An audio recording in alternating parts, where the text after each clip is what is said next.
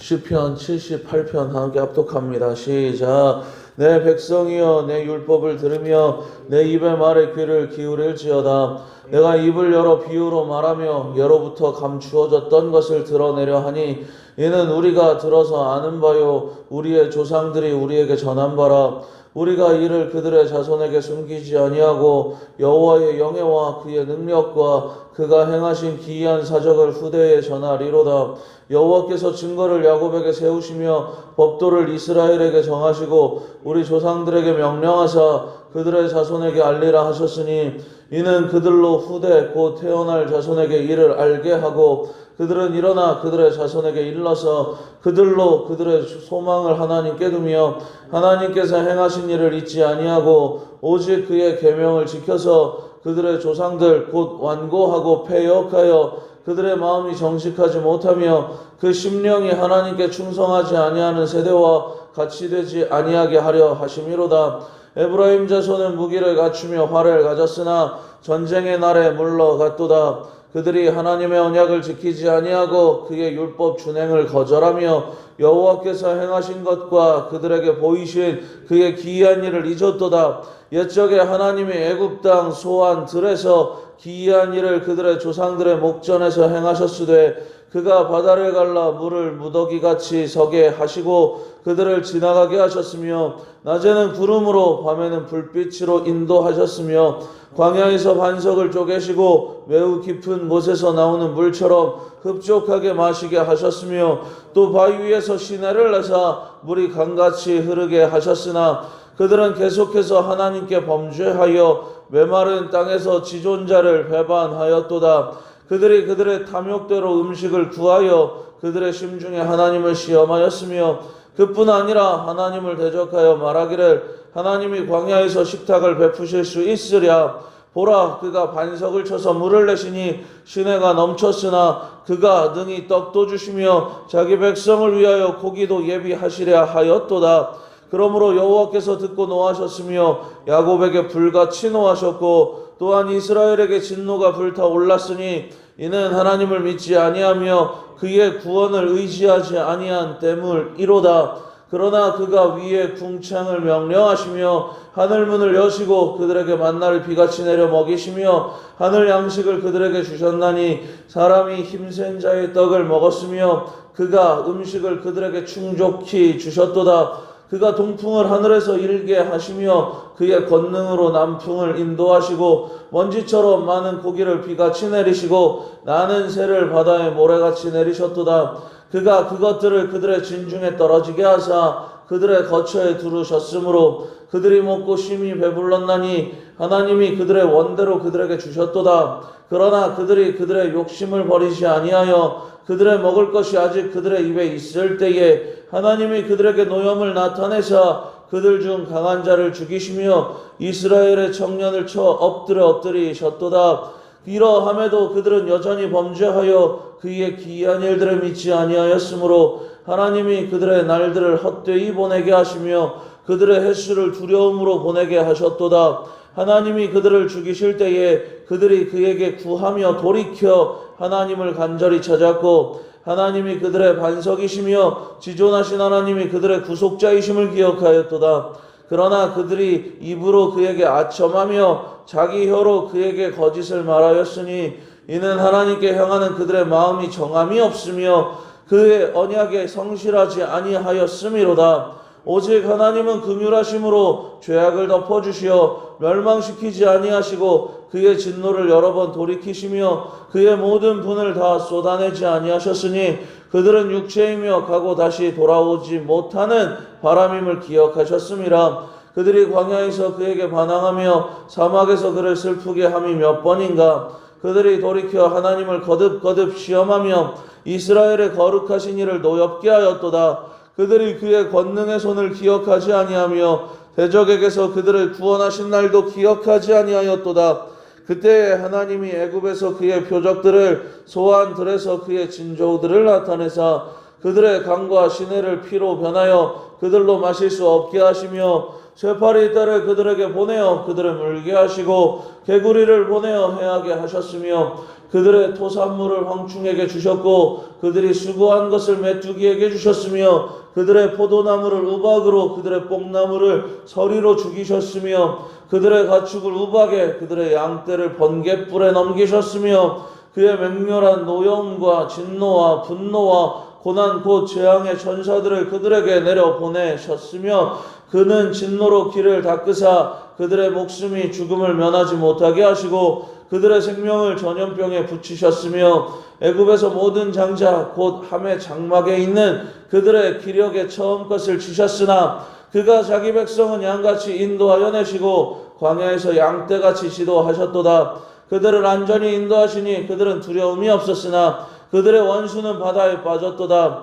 그들을 그의 성소의 영역 곧 그의 오른손으로 만드신 산으로 인도하시고 또 나라를 그들의 앞에서 쫓아내시며 줄을 쳐서 그들의 소유를 분배하시고 이스라엘의 지파들이 그들의 장막에 살게 하셨도다. 그러나 그들은 지존하신 하나님을 시험하고 반항하여 그의 명령을 지키지 아니하며 그들의 조상들같이 배반하고 거짓을 행하여 속이는 활같이 빗나가서 자기 산당들로 그의 노여움을 일으키며 그들의 조각한 우상들로 그를 진노하게 하였으며 하나님이 들으시고 분내어 이스라엘을 크게 미워하사 사람 가운데 세우신 장막 곧 실로의 성막을 떠나시고 그가 그의 능력을 포로에게 넘겨주시며 그의 영광을 대적의 손에 붙이시고 그가 그의 소유 때문에 분내사 그의 백성을 칼에 넘기셨으니 그들의 청년은 불에 살라지고 그들의 처녀들은 혼인 노래를 들을 수 없었으며 그들의 제사장들은 칼에 엎드러지고 그들의 과부들은 애곡도 하지 못하였도다.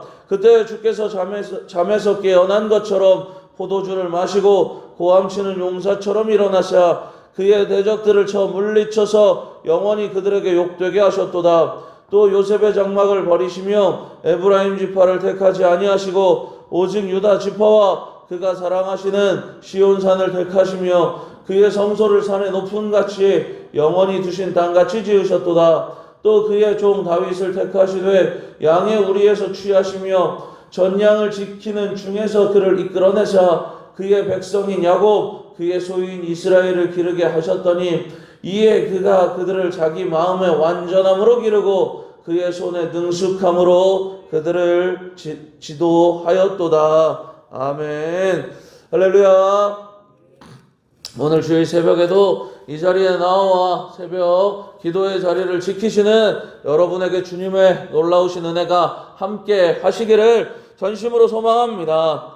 우리는 흔히 역사는 반복된다고 말합니다. 왜 역사가 반복되나요? 사람이 변하지 않기 때문에 그렇습니다. 수천 년 전 광야를 걸었던 사람이나 오늘 현대 문명을 누리는 우리나 죄된 본성이 놀랍도록 똑같습니다. 그러니까 오래전 성경시대를 살았던 사람이나 우리 모두나 연약한 인간이기에 계속해서 역사가 반복된다는 거예요. 그래서 성경의 역사는 남의 이야기가 아니라 바로 오늘을 살아가는 우리의 이야기가 됩니다. 오늘 우리가 함께 읽은 시편 78편은 시편 중에서 두 번째로 긴 시입니다. 아삽이 기록한 이 시는 이스라엘의 긴 역사를 파노라마처럼 보여줍니다. 그런데 역사의 기록 목적은 단순히 과거를 회상하며 추억에 잠기려는 것이 아닙니다. 실패를 기억하라는 거예요. 그리고 실패의 자리에서 하나님이 어떻게 다시 시작하셨는지를 보라는 겁니다. 그러니까 오늘 시편 78편이 기록된 목적은 여기에 역사의 내용이 기록되어져 있는 것은 하나님께서 이들의 실패를 잊지 말라고 하시는 것, 그리고 그 실패의 자리에서 하나님이 어떻게 그들을 다시 일으키셨는지를 똑바로 보라는 겁니다. 오늘 말씀을 통해 반복되는 넘어짐 속에서도 우리를 포기하지 않고 새롭게 세워가시는 하나님의 사랑을 깨닫게 되시기를 예수님의 이름으로 축원합니다. 저희들 9절 말씀 같이 한번 읽어봅니다. 9절입니다. 시작. 에브라임 자손은 무기를 갖추며 활을 가졌으나 전쟁의 날에 물러갔도다. 여러분, 무기와 활은 언제 쓰는 거예요? 전쟁 때 쓰는 거잖아요. 그런데 무기와 활을 가졌는데 지금 전쟁의 날에 어떻게 했어요? 도망갔다라고 성경은 기록하고 있습니다. 당시 에브라임은 이스라엘의 주도적인 지파였습니다. 그들에게는 무기가 있었고 활이 있었습니다. 겉으로 볼 때는 조건이 좋아요. 그런데 결정적인 전쟁의 날, 위기의 순간에 그들은 등을 돌려 도망갔습니다. 이것이 연약한 인간의 모습입니다. 연약한 인간은 위기가 찾아올 때마다 이렇게 생각합니다. 내가 조건이 조금 더 좋았더라면 무너지지 않았을 텐데 라고 생각합니다. 하지만 성경은 다르게 말합니다. 에브라임이 무너진 이유는 무기가 없어서가 아니라는 거예요. 에브라임이 도망간 이유는 무기가 없어서가 아닙니다. 11절 말씀 같이 한번 읽어봅니다. 시작. 여호와께서 행하신 것과 그들에게 보이신 그의 기이한 일을 잊었도다. 이렇기 때문에 도망간 겁니다. 여호와께서 행하신 것과 그들에게 보이신 기이한 일을 잊어버렸기 때문에 그들이 도망가게 되었다는 거예요. 그들의 패배 원인은 무능력이 아니라 잊어버림, 망각이었습니다. 하나님께서 홍해를 가르셨던 일, 반석에서 물을 내셨던 일, 그 은혜를 잊어버리자 손에 쥔 무기가 아무 소용이 없게 된 겁니다. 사랑하는 여러분, 신앙은 기억의 문제입니다. 새벽이라 발음이 꼬였는데 신앙은 기억의 문제입니다. 기억하는 것이 신앙의 중요한 요소 가운데 하나라는 거예요. 지금까지 나온 모든 순간에 하나님의 도우심이 있었음을 믿습니다. 하나님께서 그때 우리를 도와주지 않으셨더라면 저와 여러분은 이 자리에 있을 수 없었을 거예요.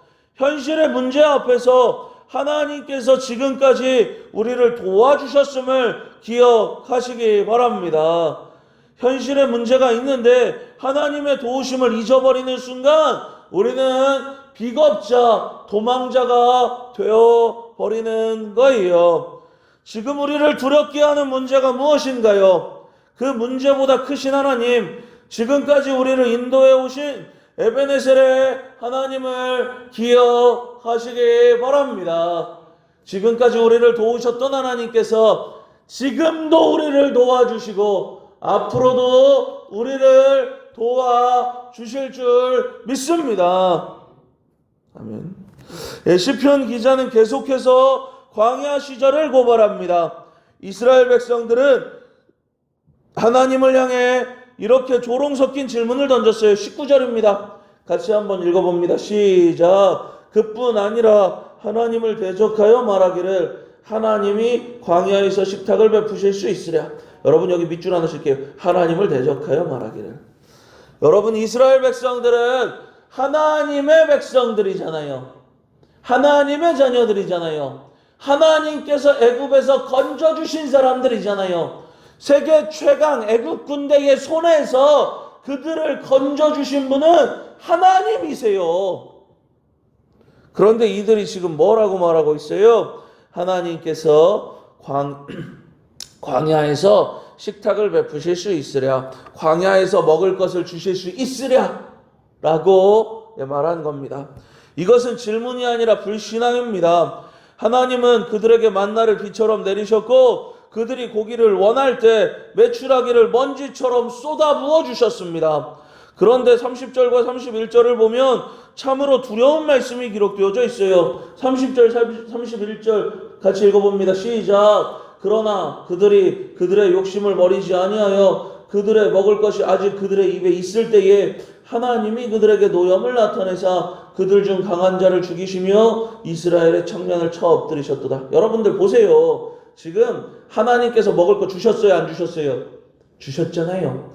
하나님이 주셔서 지금 그들이 먹고 있잖아요. 그들이 먹고 있으니까 아직 그들의 입에 먹을 것이 남아 있잖아요. 그런데 그들이 뭐라고 이야기를 하고 있는 거예요? 하나님을 원망한 거예요. 그래서 하나님께서 그들에게 노여움, 분노를 나타내셨다라는 겁니다. 여러분, 입안에 먹을 것이 있다라는 것은 그들이 하나님에게 간구한 것이 응답받았다라는 거예요. 그런데 그 응답받은 그 축복의 순간에 뭐가 임했어요? 하나님의 진노가 나타나게 되었다라는 거예요. 하나님께서 우리 욕심대로 구할 때 가끔 주시기도 합니다. 그런데 욕심대로 구하여 얻은 것은 자칫 우리의 삶에 독이 될 수 있다라는 겁니다. 여러분, 아이들이 사탕을 먹다가 목에 걸리는 경우가 심심치 않게 발견이 됩니다. 애들이 사탕을 넘길 만한 이게 기도가 안 되잖아요. 기도가 좁으니까. 그러면 사탕을 먹다 보면 어때요? 기도가 막히죠. 기도가 막히면 죽어요. 그런데 그런 아이들에게 이런 큰 알사탕을 주면 돼요? 안 돼요? 안 되죠. 애들은 그거 잘못 먹으면 진짜로 죽을 수도 있는데, 이거 당장 애들이 사탕 다니까 막 달라고 한다고 조그만한 거는 줄 수도 있지만 이만한 거 주면 되겠느냐라는 거예요. 이만한 건 어른이 잘못 먹어도 큰일 납니다. 어른이 잘못 먹어도 주면 안 돼요. 예, 그러면 여러분들 아이들이 그거 달라고 해서 그걸 줬는데 그것 때문에 어려움을 겪게 되거나 그것 때문에 병원을 가게 된다면 그것은 안 되는 일이더라라는 거예요. 그런데 애들이 욕심을 내서 주변에 있는 그 알사탕을 먹고 아파요. 그러면 결코 그것은 복이 아니라 그의 인생의 독이 되더라는 겁니다. 내 욕심대로 구해서 얻어낸 것은 입에는 달콤할지 몰라도 영혼에는 독이 될 수 있습니다. 이스라엘의 역사는 이처럼 끊임없는 배반과 탐욕 그리고 하나님의 징계로 얼룩져 있습니다. 실로의 성막이 무너지고 언약궤를 빼앗겼습니다. 영적 암흑기입니다. 소망이 없어 보입니다. 이제 끝났다라고 말할 수밖에 없는 상황이지요. 그런데 사랑하는 여러분, 바로 이 절망의 끝자락에서 성경의 위대한 반전이 시작됩니다. 67절과 68절 말씀 같이 한번 읽어봅니다. 시작. 또 요셉의 장막을 버리시며 에브라임 지파를 택하지 아니하시고 오직 유다 지파와 그가 사랑하시는 시온산을 택하시며. 아멘입니다. 하나님은 실패한 에브라임을 버리셨지만 이스라엘 전체를 버리지는 않으셨습니다. 대신에 새로운 대안을 준비하셨어요. 그것이 바로 유다 지파와 시온산입니다. 68절에 유다 지파 그리고 시온산에 동그라미 하나 쳐놓을 수 있도록 하겠습니다. 그것을 하나님께서 준비해 놓으셨다라는 거예요. 하나님의 은혜입니다. 유다 지파가 에브라임보다 더 도덕적이어서가 아닙니다. 하나님의 구원 역사를 이어가기 위한 하나님의 은혜가 지금 유다 지파를 통하여 시온산을 통하여 나타나고 있다라는 거예요.